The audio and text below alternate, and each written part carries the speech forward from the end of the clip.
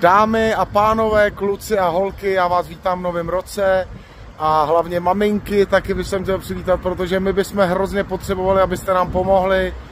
My bychom od vás potřebovali nějaký dětský oblečení, prosím vás. Potřebovali bychom pokrývky, dětský oblečení, které třeba už nepotřebujete, dětské hračky, stejně tak vezmeme i na dospělý vlastně oblečení a chtěli bychom to odvést na Ukrajinu do Mukačeva, kde jsem se byl podívat a kde opravdu děti i dospělí jsou v tristních podmínkách.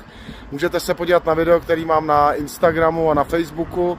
Dole jsou vlastně pobočky, pomáhá mě vlastně s těma pobočkama, to děláme společně s Romodromem, který má ty pobočky v každém kraji v Čechách, takže máte vlastně možnost v každém tom kraji někam to oblečení a ty věci donést. Nechceme peníze, chceme jenom, abyste procídili nějaké oblečení a to nepotřební nám dali a já to tam osobně odvezu a ty děti bychom mohli zahřát, protože únor je tam nejhorší a já bych hrozně si to přál. Je to narychlo, vím, že teď konci začátek roku, ale budeme vám moc vděční a já vás ještě budu tak minimálně 2krát tady otravovat.